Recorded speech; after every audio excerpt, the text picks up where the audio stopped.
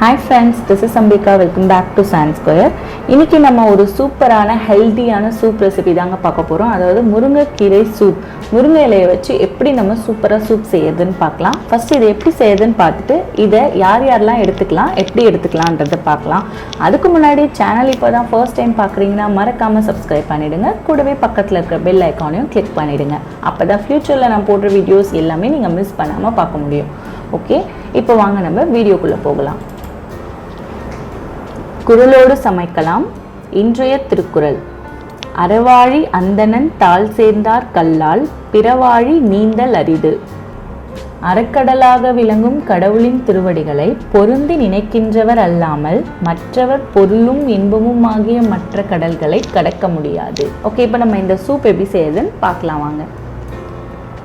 First நான் இதுக்கு முருங்கை இலை ஒரு கப் அளவுக்கு எடுத்துருக்கேன். இந்த மாதிரி ஒரு சின்ன கப்பில் இதை நல்லா வாஷ் பண்ணி எடுத்து வச்சுருக்கேங்க. இதை நம்ம இப்போது ஒரு குக்கர் எடுத்துக்கலாம். அதில் இந்த இலையை ஆட் பண்ணிக்க போகிறோம். ஓகே, முருங்கை இலையை சேர்த்தாச்சு. இதில் ஒரே ஒரு வெங்காயம், ஒரு தக்காளி, கொஞ்சமாக கொத்தமல்லி தழை, இந்த அளவுக்கு ஒரே ஒரு கைப்பிடி அளவுக்கு எடுத்துருக்கேன். இது எல்லாத்தையும் நம்ம இதில் சேர்த்துக்கலாம். அதாவது ஒரு கப் முருங்கை இலைக்கு 2 கப் அளவுக்கு தண்ணி சேர்த்துக்கலாம். இது கூட மிளகு அரை ஸ்பூன், சீரகம் அரை ஸ்பூன், அரை ஸ்பூன் உப்பு சேர்த்துக்கிறேன், ஒரே ஒரு சிட்டிகை மஞ்சள் தூள் சேர்த்துக்கிறேன். ஓகே, இதெல்லாம் சேர்த்து இப்போ நம்ம குக்கரை மூடி வச்சிடலாம். நீங்கள் பூண்டு இதுலேயே சேர்க்கறதுனாலும் சேர்த்துடலாம். நான் தனியாக வதக்க போகிறேன், அதனால நான் இதை ஆட் பண்ணல. ஒருவேளை உங்களுக்கு பூண்டோட ஃப்ளேவர் பிடிக்காதுன்னா இதுலேயே ஒரு 4 பல் பூண்டு சேர்த்துக்கோங்க. ஓகே, இதை வந்துட்டு இப்போ நம்ம 6லேருந்து 7 விசில் நல்லா விட்டுடலாம், நல்லா வேக வச்சிடலாம். ஓகே, இப்போ முருங்கைக்கீரை பார்த்தீங்கன்னா நல்லா வெந்துருச்சுங்க. இதை இப்போ நான் எடுத்துடுறேன்.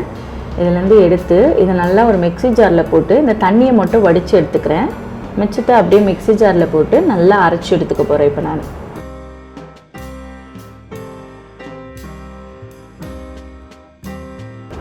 ஓகே, நம்ம இப்போ இதை அரைச்சி வச்சாச்சுங்க. இதை நீங்கள் தனியாக வடிகட்டியும் எடுத்துக்கலாம். நான் இதை டைரெக்டாக அப்படியே செஞ்சுட்டே வடிகட்டிக்கிறேன். ஸோ அதனால் இதை அப்படியே இந்த பேஸ்ட் எடுத்து வச்சுக்கிறேன். ஸ்டவ் பற்ற வச்சு ஒரு கடாய் வச்சுக்கலாம். அதில் கொஞ்சமாக எண்ணெய் ஒரே ஒரு ஸ்பூன் அளவுக்கு சேர்த்துக்கிறேன் நான். இதில் பூண்டு இந்த மாதிரி சின்ன சின்னதாக கட் பண்ணி சேர்த்துக்கிறேன், 4 பல் பூண்டு. நான் சொன்ன மாதிரி உங்களுக்கு இந்த பூண்டு ஃப்ளேவர் பிடிக்காதுன்னா நீங்கள் அந்த குக்கர்லேயே போட்டுக்கோங்க. அது நம்ம இப்போ நல்லா வதக்கிடலாம். இது நல்லா வதங்கினதுக்கப்புறமா நம்ம இப்போது அரைச்சி வச்சுருக்கிற பேஸ்ட்டை வடிகட்டி எடுத்துக்க போகிறோம். நம்ம தண்ணி கொஞ்சம் தனியாக எடுத்து வச்சுருக்கோம் இல்லைங்களா, அதையும் இதில் சேர்த்துக்கலாம்.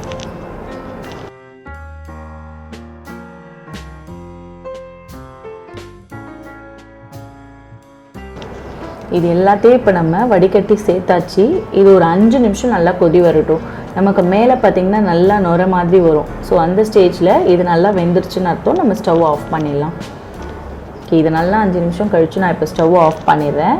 ஆஃப் பண்ணிவிட்டு நம்ம இதை சர்வ் பண்ண வேண்டியது தான். நம்ம ஏற்கனவே மிளகு உப்புலாம் சேர்த்தாச்சுங்க. எக்ஸ்ட்ரா உங்களுக்கு கொஞ்சம் காரம் வேணும்னா நீங்கள் மிளகுத்தூள் சேர்த்துக்கலாம், தேவைப்பட்டால் உப்பும் சேர்த்துக்கலாம்.